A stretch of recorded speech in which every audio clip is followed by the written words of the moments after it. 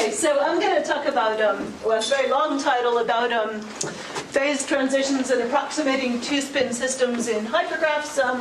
The most important thing here is joint work with Andreas Galonis. And the other thing is I'm going to try to start quite slowly. A lot of you heard Yitong's excellent survey at boot camp, and a lot of you know more about it than I do, so you'll find the beginning very slow, but it's actually for everybody else, and so please interrupt at any point if you have any questions. Okay, so I'm going to start by talking about phase transitions and approximation in two-spin systems, and this is a little along the lines of what Yitong was talking about. Okay, so in this talk we're going to have two spins, 0 and 1, and the spins interact. And at the beginning, I'm going to just have a simple interaction matrix, A. And the meaning of this matrix is if you have spin 0 next to spin 0, that gives you an interaction with weight beta. It'll become more clear what that means. 0 versus 1 just gives you weight 1. 1 versus 1 gives you weight gamma. So these are some parameters, and there's another parameter, lambda, which is sometimes called an external field. In this case, it's going to be a weight that arises from having a spin 0. All right, so the whole thing lives on a graph, G. So we've got some vertices, V, and we've got some edges of the graph. And what we're interested in is configurations. And what a configuration is it just assigns spins to the vertices. Okay, so some vertices get spin 0, some vertices get spin 1. But a configuration has a weight, and this is important. So despite the number of symbols, it's important to take in what this weight is. So what is the weight? Well, for every edge of the graph, we get an interaction between the spins at its endpoints, according to this matrix. So 0 next to 0, that gives me a factor of beta. 1 next to 1, that gives me a gamma. Anything else gives me a 1. Also, every vertex that gets spin 0, that gives me a factor of lambda. Okay, so that's the weight of the configuration. What's the partition function? It's just the sum of all those weights. Okay, I want to pause because the whole 45 minutes will be a great big yawn if you didn't get that. Yeah, is that good? Okay. All right. So that's what is the object of study, and we're interested in studying how you can compute this partition function, and normally you can't. So we're interested in how you can approximate the partition function. All right, so let's go for some common examples. So if I took beta equals 0 and gamma equals 1, this is either called the so-called hardcore model. The important thing about it is that configurations are independent sets. Why? Because beta is 0, so if I have spin 0 next to spin 0, that can't happen. It gives a weight 0. Anything else, weight 1. So configurations are exactly independent sets, and they're weighted according to how many vertices are in. All right. Okay, so let's just do a tiny little example. So here's my graph, UVW, little triangle. I've taken the hardcore. So what kind of configurations might I have? Well, I might have a configuration with all ones. What's the weight of that configuration? Weight 1, weight 1, weight 1, so it's weight 1. I might have a configuration with a single 0. There I get a lambda for the 0, but all interactions have weight 1. There's 3 configurations that look like that. I might have a configuration with 2 zeros, but that has weight 0, because 0, 0 has a 0, that's beta. Similarly, 3 zeros, so the partition function is 1 plus 3 lambda. That's what we're trying to compute. Okay, now, Can you say something by way of motivation of this? Oh, way of motivation. Sure. So, but I'll say something very brief by way of motivation. So, why are you interested in computing this partition function? Well, the reason is that actually lots of qualitative things depend on it. So, the first is that this is the normalizing factor in the so-called Gibbs distribution, which is what we'll get to. And so, if you wanted to compute the probability of some configuration, this would be the normalization, but more important, the log of this, that's what's actually really important to the physicist, and that's the so-called free energy of the system. That's probably as much as it, yeah? Okay, so that's that. Now, you'll notice that in the example that I gave, beta times gamma is less than 1. Well, this is beta 0. That's the so-called anti-ferromagnetic regime. You can think about it in terms of the determinant of the little matrix. Kind of means spins sort of prefer to be different rather than being the same. And we'll stop doing examples, but another important example is the case where beta equals gamma, which is the Ising model. And again, beta gamma less than 1 is what's anti-ferromagnetic. Okay, so that's the setup. And to avoid trivialities, I'm going to assume always that gamma is bigger than 0. Otherwise, I would just, without loss of generality, I'd have the matrix 0, 1, 1, 0, which just forces adjacent spins to be different, which is two-coloring. So that's not very interesting. So we're just going to assume from now on that gamma is bigger than 0. Now, we want to know about how difficult it is to approximate this partition function. That's the goal. And in order to study the difficulty of that approximation, it turns out to be useful to study random configurations. So in fact, your question was really helpful, because actually even to make sense of this, what I now need to do is talk a little bit about putting a probability distribution on configurations. And the relevant probability distribution is exactly the one given by these weights. Okay, so if you have a finite graph G, like what we've got, the important thing is the line at the top at the moment. So the Gibbs measure is just the measure on configurations. That's maps of spins to vertices, which weights a configuration with probability proportional to its weight. So it's just what we've been doing, yeah? So, sorry, I'll listen. So yeah, so like the weight of this configuration is lambda over 1 plus 3 lambda, that sort of thing. All right, so that's what's going on. Now, those of you who have been here a little while or who already know about this stuff know good and well that it makes perfect sense to define a Gibbs measure not just on a finite graph, but also on an infinite graph. And also, for those of you that don't know, this turns out to be a really useful thing to do, even if we're interested in finite graphs. Okay, so a Gibbs measure on an infinite graph, what is it? Well, I'm not going to be very formal. This is like an unrigorous definition, but what is it? It's a measure on configurations on the infinite graph, which has the property that if you look at I've got some infinite graph, maybe like an infinite tree, that's the most relevant one. And if you look at a little finite piece, suppose you sample a configuration from the infinite measure, and then you just fix the configuration around the boundary. What does that induce on your finite piece? Exactly the Gibbs measure conditioned on the boundary. Okay, so that's what a Gibbs measure is on an infinite graph. And the important thing turns out to be that there might be just one of those, or there could be many of them. Okay? All right. Now, this is all kind of history, but for those of you who don't know it, there's a really neat thing that turns out to be true.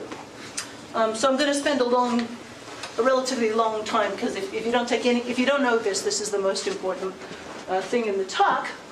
And that That's this. So suppose we have an anti-ferromagnetic two-spin system. So that's one where spins prefer to be different, beta gamma less than 1. And suppose I fix any delta, so that's going to be a degree bound. Let's not make it 2, because that's sort of trivial. But anything that's at least 3. And here's the amazing fact, and this has been developed by lots of people. Maybe I can pick out the bits for you in a second. But rather first I want to concentrate on the important fact. And the fact is that suppose you want to know, I've got the partition function, I want to know, can I approximate it on graphs of degree at most delta? Okay, so that's a question about arbitrary fixed graphs. The input's any old fixed graph of degree at most delta. You want to know, can I approximate the partition function? Well, this connects exactly to where the question of whether if I take an infinite delta regular tree, is there just one Gibbs measure, or are there more than one? Okay, so let's pick this out. So we look at the infinite delta regular tree. Actually, I don't have to draw it because I've got a picture here for delta equals 4.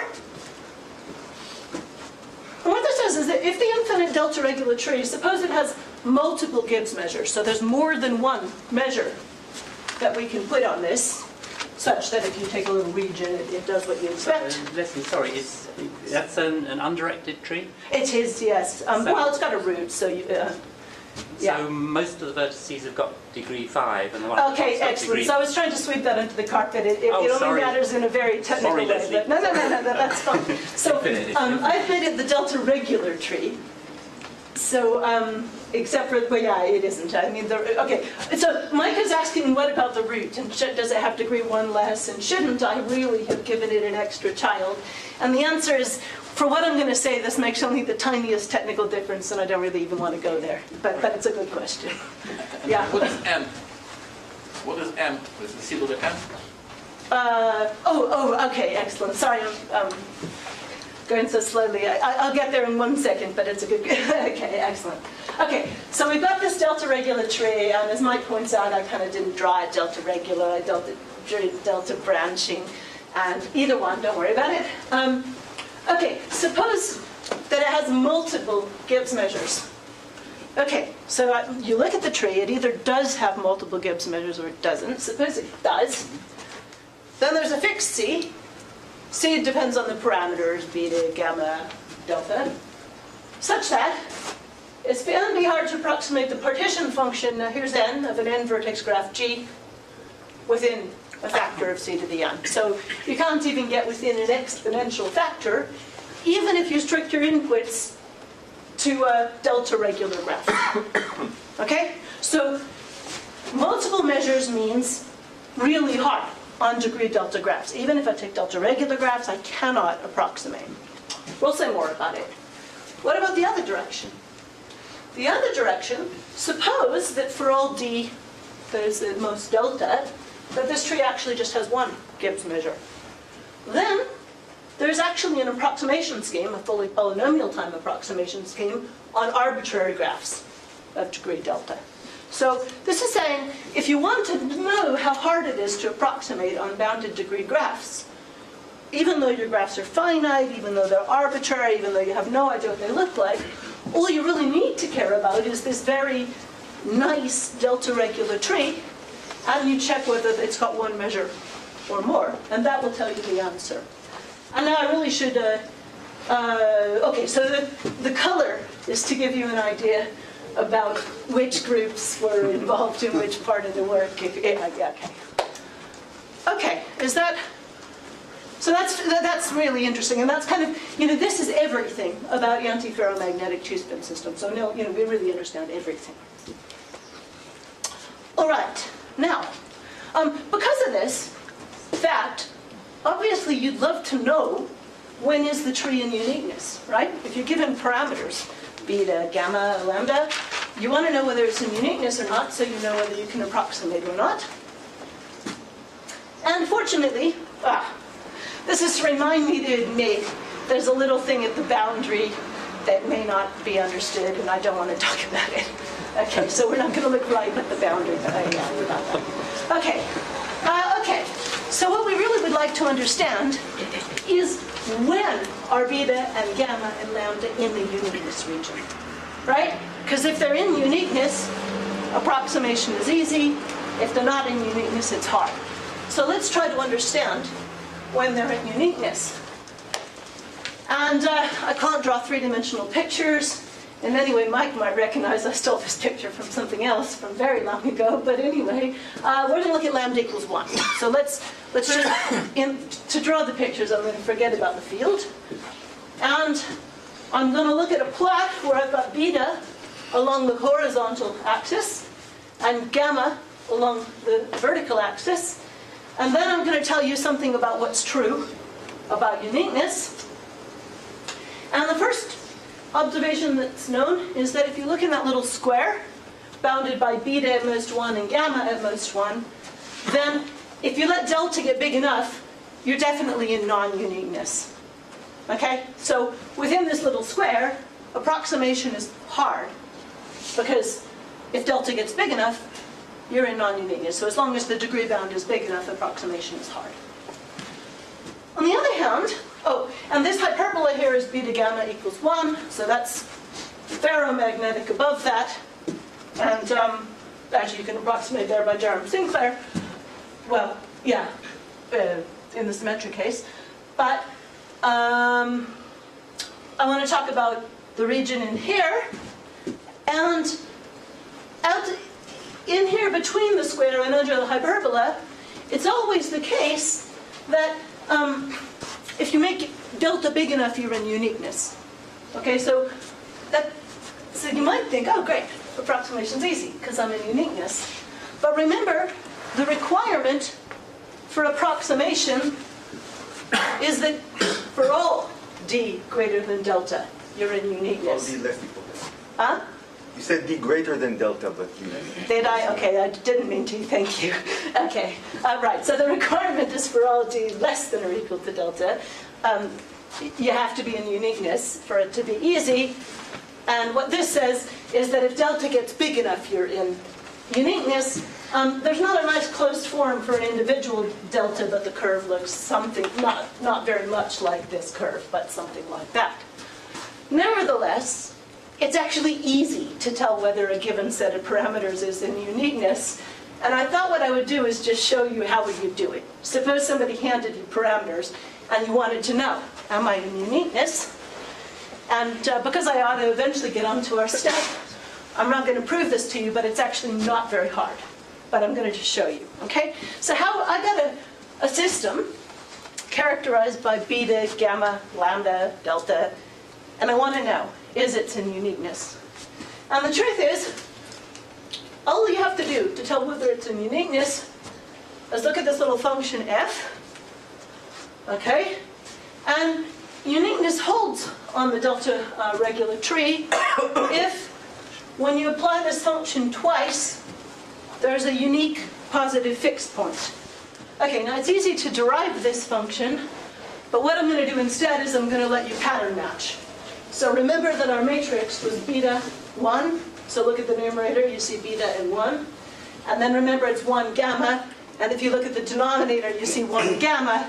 So somehow maybe this f isn't very surprising given the matrix. Okay, so how would you tell whether when you apply f twice it has a unique positive fixed point? Well, I decided to just show you it done in Mathematica, okay? So what I've done here is I've written two little recurrences based on that function f.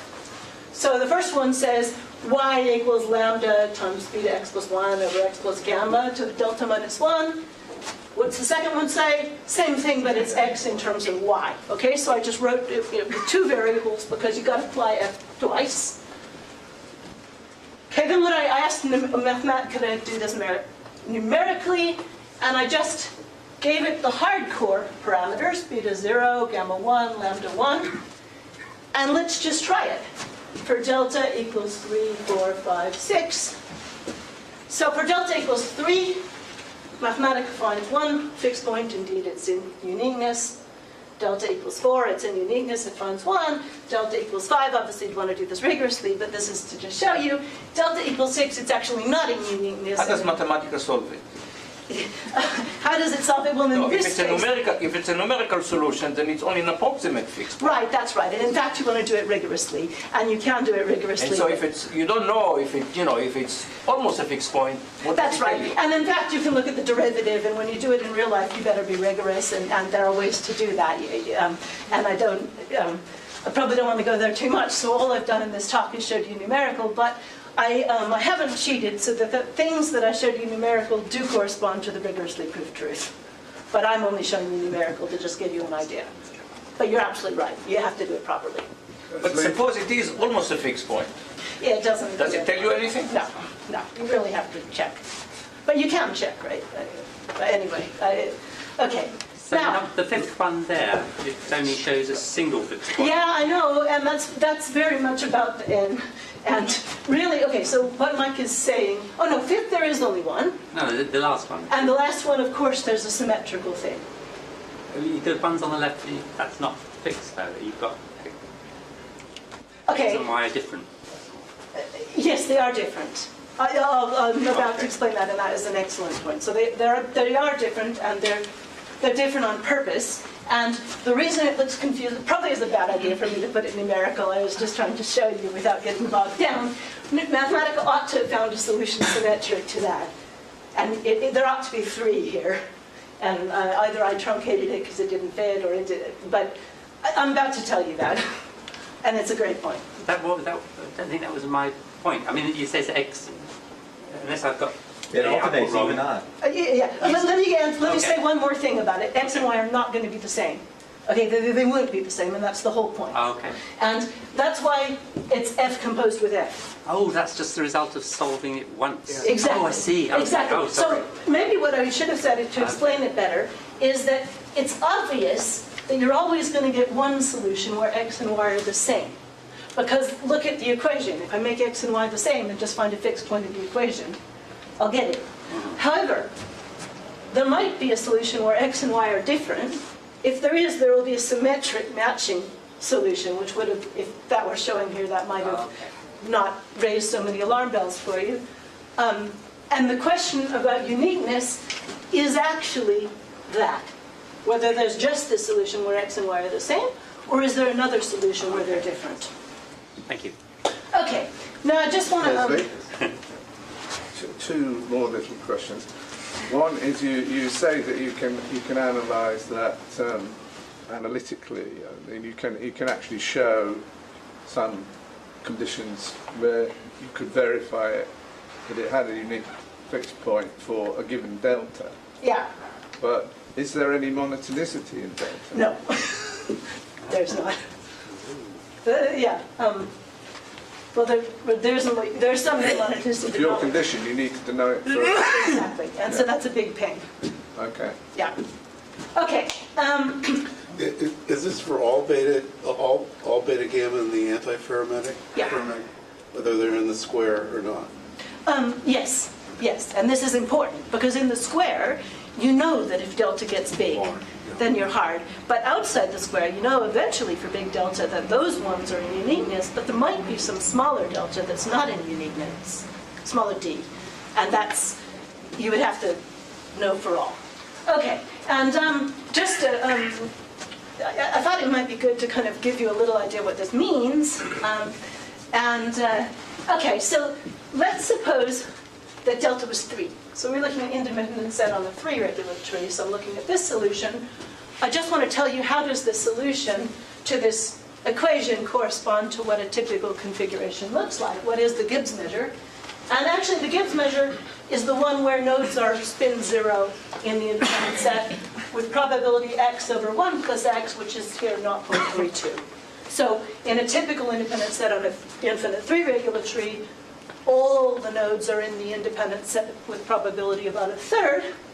Whereas if you get up to degree 6, and this is what Eric was saying in response to Mike's question, what happens is, if you look at the solution where x is about 0.06 and y is about 0.7, you get alternating layers. So nodes are in on one level with probability about not, that one translates to itself, about 0.06, and on alternate levels about 0.42. Okay, so that's what happens. And that's the non-uniqueness, is that the parity of the tree comes into it, and on even levels, say, nodes are quite unlikely to be in, odd levels just under a half.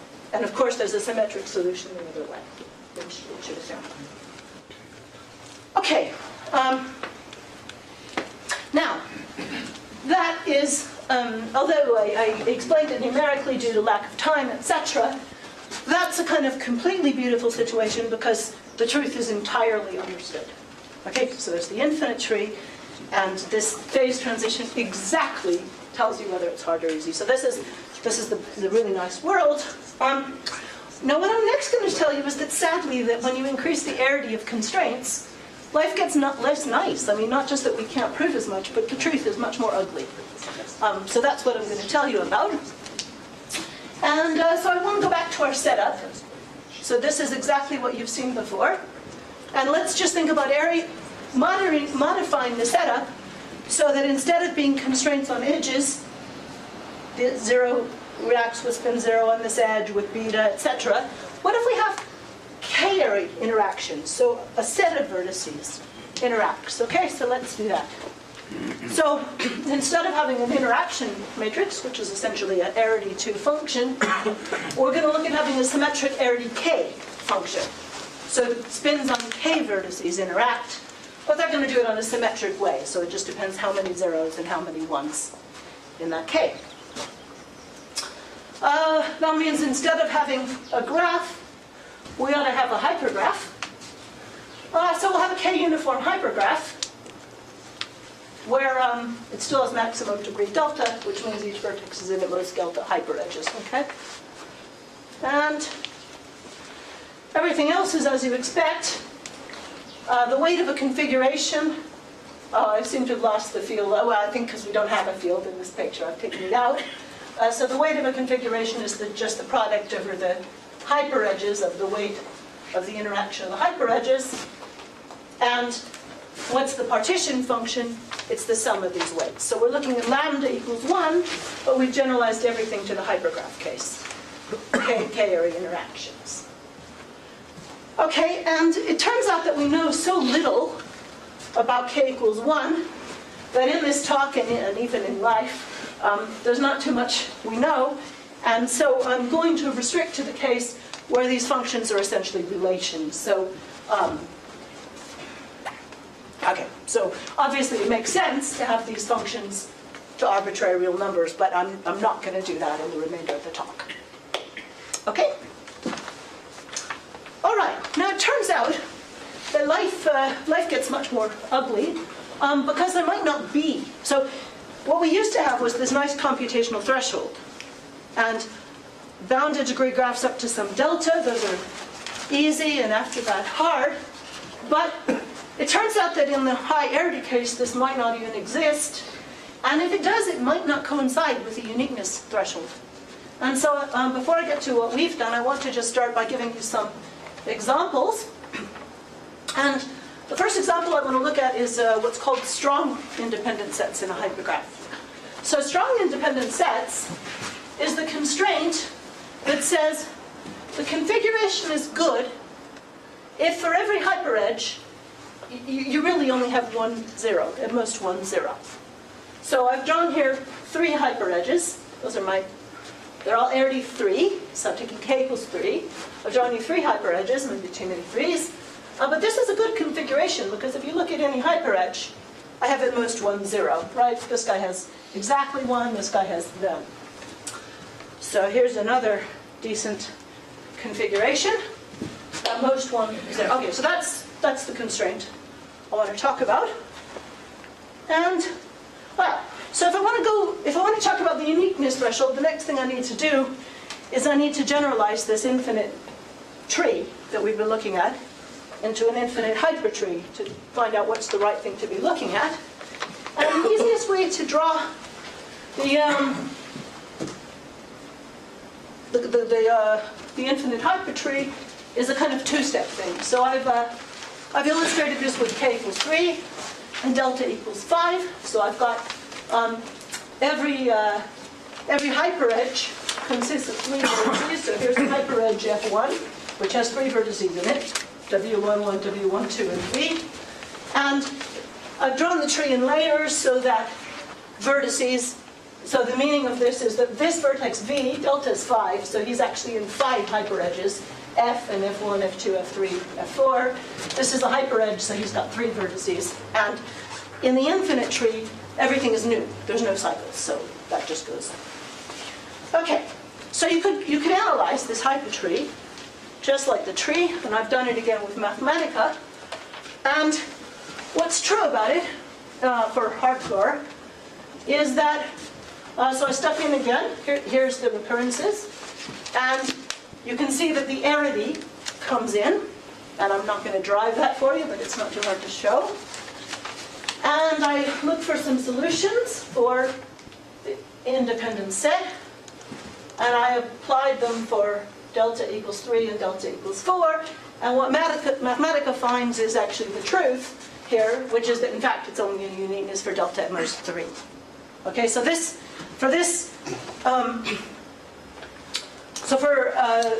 hypergraphs, they're only a uniqueness when delta is at most 3. And yet, what's known actually about the hardness of approximation is a little bit, okay, I'll just tell you what's known. Okay, about the okay, so what happens? So for delta at most 3, you're in uniqueness on this infinite hypertree. And in fact, what many people in this room have shown is that actually you have what's called strong spatial mixing. And seems to get slower with age, so I'm not going to, I have a link to strong spatial mixing, but I think I'll just do it more quickly here in our own case. I'm not going to define it, but essentially, and in fact I'm going to just tell you what it is explicitly on the tree. So strong spatial mixing says that if I have the infinite tree, or any infinite graph, but anyway, and let's say that we look at some boundary conditions. So I'm going to, we're interested in something, actually well, we're interested in the root, but whether it's spin 0 or spin 1, it doesn't have to be the root. And now we might have some boundary conditions, 2 different boundary conditions, and I'm going to draw them the way we actually use them, but this isn't important. So I might have some boundary condition, which I cut the tree with a boundary, and I might have some other one, which agrees at random, their boundaries are here, but they all agree, but then it may disagree down here. And strong spatial mixing says that the spin on the thing that I've identified, which is in this case the root, the amount that it depends on the 2 boundaries decays exponentially, not with the distance to the boundary, but with the distance to where the boundary differs. Okay, and I've because we're short on time, I've drawn it suggestively. In this tree, we're going to be interested in having the boundary differ at the truncating of the leaves and the same inside. Okay, actually, I don't know whether, if you didn't get that, it's probably not very important, but the thing to take home is that when you're in uniqueness on this tree, these guys happen to show that strong spatial mixing occurs. And when strong spatial mixing occurs, typically through methods which go back to Dora-Weitz, that typically gives us an approximation scheme. And the way you should think about this at a very, very high level is that if you wanted to approximate the probability that a given node was in the independent set, because it depends on the boundary in a way that decays exponentially, even if you fix vertices in the tree, Weitz's method enables you to do that. Okay. What if delta is 4 or 5? Well, you're not in uniqueness, so you certainly don't have strong spatial mixing. So the uniqueness threshold is here. There you happen to have strong spatial mixing, so you're good. Here, you're not even in uniqueness, but unlike the beautiful case that we've looked at with graphs, we don't know whether you're intractable as soon as you leave uniqueness. And the first place intractability is known as delta equals 6. This is a little disappointing because this is the graph threshold, so obviously it's intractable from there. But anyway, 4 and 5 are still open. And Yin and Zhao have this interesting argument, which I don't have time to tell you very much about, which shows that actually natural gadgets can't be used to show that hardness for these. And so we don't know whether it's hard or not. But essentially, what goes wrong on the tree that puts it out of uniqueness can't easily be turned into translation invariant hypergraphs. And so although the tree is not in uniqueness, we don't know how to make that give hardness. Okay, so kind of here's what we think should happen for typical functions. So typically, an f-press ought to exist up to the threshold where you have strong spatial mixing, but in general, that's below the uniqueness threshold. I could click the link to give you an example where it's below, but actually Andreas is giving a talk tomorrow where he'll show you an example where the strong spatial mixing threshold could actually just be below the uniqueness threshold. Above the uniqueness threshold, approximation may be hard, maybe, sometimes is proved. Okay, so it's not really clear yet. We don't know rigorously whether there's such a thing as a computational threshold. And if there is, we don't know whether it coincides with the uniqueness threshold. So unfortunately, what I'm going to offer you is less than, what we want would be an answer to these questions. What I offer is less than that. Okay, so this is what we know. So what we know is that essentially if you take any non-trivial function f, symmetric function, then there is a degree at which approximation becomes hard. Okay, but we don't know whether it's certainly what we've proved is not the uniqueness threshold, and that we don't know. Okay, so let me talk you through a little bit what we know. So remember the setup, right? We've got the parameters, but we're on hypergraphs. And so f is just a symmetric k-ary function that's playing the role of beta and gamma. And I want to start out by looking at which functions ought to obviously be easy. Okay, so if I have a function that always says 0, well, I can obviously approximate the partition function in 0. If the constraints that I put, the hyperedges are just constrained obviously to be 1, that's similar. This constraint says, this is the interaction that just says all the spins have to be 0. So obviously if you had that, you could calculate the partition function. Wherever it's applied, those spins have to be 0. Everybody else is 3. Same with all 1. This is a constraint that says every vertex in this hyperedge, the spins have to all be the same. And you could calculate the partition function with such a system because you could just collapse all those vertices into one vertex. So the most even interesting are actually the last two. So this constraint here says if you put this on a hyperedge, then all the spins, they have to add up to 0 mod 2. So they have to, you're allowed a hyperedge like that because they add up to 0 mod 2, but you're not allowed that. Okay, and that's easy because you can do Gaussian elimination and you can get the partition function exactly. So all these guys are trivial. So what the theorem says is that if you take any other symmetric Boolean function, f, then there exists a degree threshold such that if you're given a k-uniform hypergraph with n vertices, then degree of most delta, approximation is actually hard. Okay, so that's what we know. So we do know that for all the non-trivial systems, it is actually hard to get within an exponential factor for bounded degree, but the big open question is what's the right answer for the degree, because we just proved there exists. Yeah. Okay, good. So a natural question might be, so maybe you consider life with hypergraphs is often less ugly if you assume they are linear or simple. So the co-degree is 1. Okay, so Session at most one. okay, so the question is, what about putting constraints on the hypergraph, like maybe code degree 1 and things like that? And we haven't looked at many constraints, and that's well, we have actually looked a little bit, but not with any interesting results. So not with that particular one. But yes, there may be interesting things to do about constrained hypergraphs, and that's interesting to do. Something else I want to mention, I've only got 5 minutes, but I want to just touch briefly on the connection to constraint satisfaction, because in constraint, so far this looks a whole lot like constraint satisfaction, and so I just want to briefly set that up, tell you what's known there, and then show you kind of what's different about the results in that setting in here. Okay, so constraint satisfaction, yes, quite better for some here. Okay, so constraint satisfaction, typically one has a set of Boolean functions. That's a constraint language, and again, anyone who's in the boot camp probably saw this a bit, but anyway. So you got a bunch of Boolean functions. What's a constraint? Well, just a set of variables, and each constraint applies a function to variables. That's looking a lot like a hypergraph.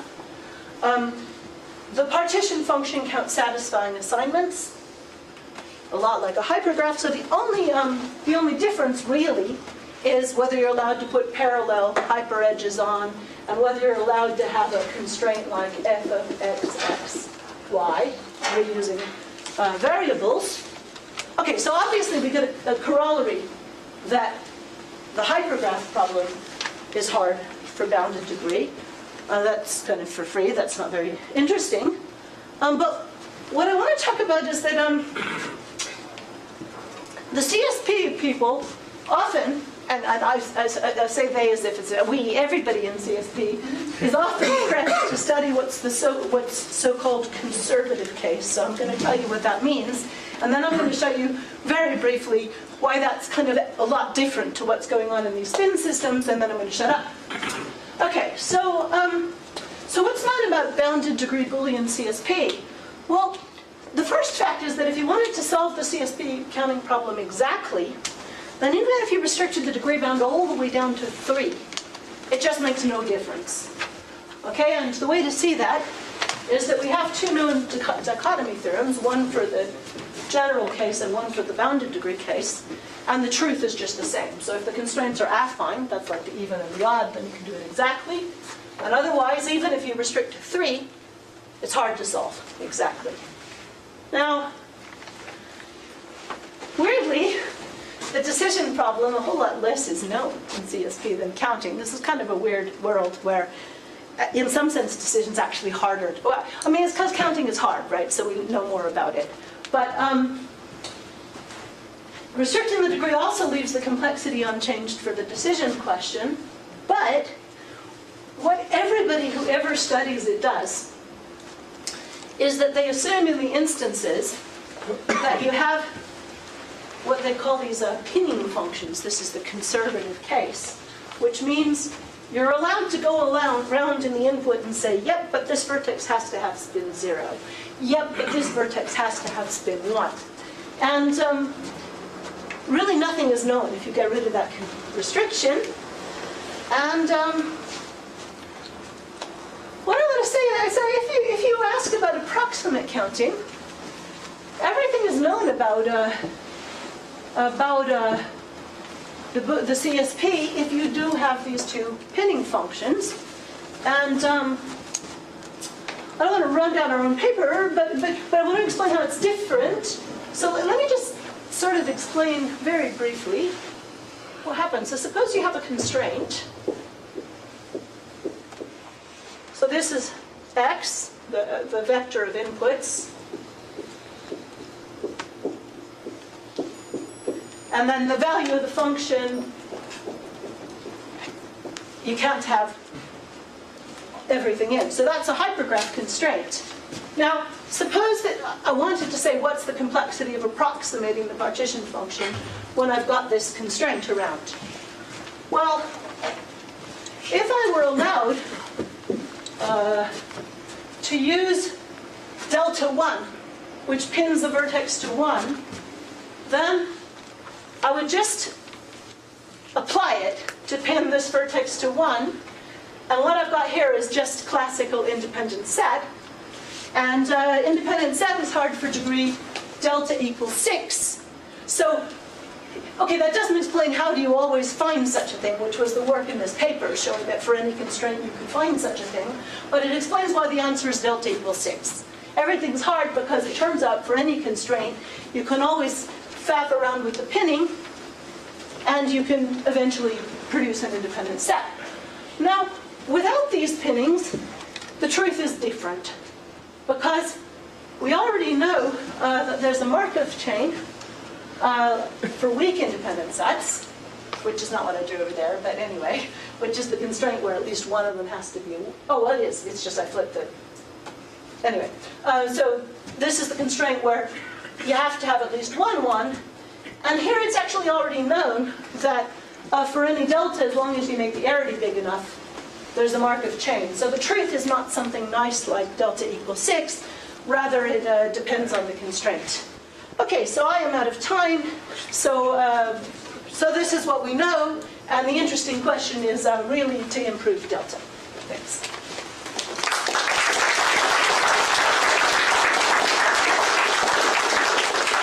Any questions? Does this rear its ugly head anywhere in this? So it does, but not here. So this rears its ugly head in some of these multiple arity theorems. I think actually the one Andreas. No, not that one. Well, we know somewhere it does. However, in this case, it doesn't. So here, there's just it's easy or it's NP hard. So these are all SAT equivalent, and there is no bis. But there are places where there is bis, but sadly. I'll look forward to it. Anything else? So is it uniqueness or the special mixing that at the end is the important property? We don't know yet. It could be that uniqueness is just a red herring, right? It's all about special. Well, it's interesting for other reasons, right? Because it tends to say qualitative things. But what may be true here, it's sort of saying that this beautiful uniqueness on the tree, that corresponds to what you can compute if you're working on a graph. And if you're working on boundary graphs, but it just probably doesn't correspond to what you can compute if you're working on these higher arity constraints. So something different is going on. Hank? Yes. Yeah, so for when you have beta and gamma, there are cases where like for all degrees it's unique, so we have algorithm. And here it says like when you have 0, 1, so no weights, this is always hard when delta is sufficiently large. So what do you think, like if we have weight in the higher arity case, do you expect like a sort of tractable case for all delta? Okay, so Heng is making, I'll paraphrase for you. So one point Heng is making is that, gosh, I mentioned one open problem, which is what about delta, but I forgot to mention another open problem is, you know, why are you actually just going to 0, 1? Come on, we had a beta and a gamma, let's put some numbers in there, and what would be the truth if we had more numbers? And actually, I don't really know. I mean, it's actually quite difficult with numbers in here, and we have, we don't know. We're working on that, but we don't have a result. Yeah. I think I should know the answer, but I don't remember. So if you take graphs of bounded tree width, you always get Yeah, so the question, oh sorry. Yeah, so the question is about bounded tree width, and things become quite easy on bounded tree width. Typical, oh, not easy, but polynomial time. Yeah, we do it. Yeah. Okay, why don't we thank the speaker and take a listen.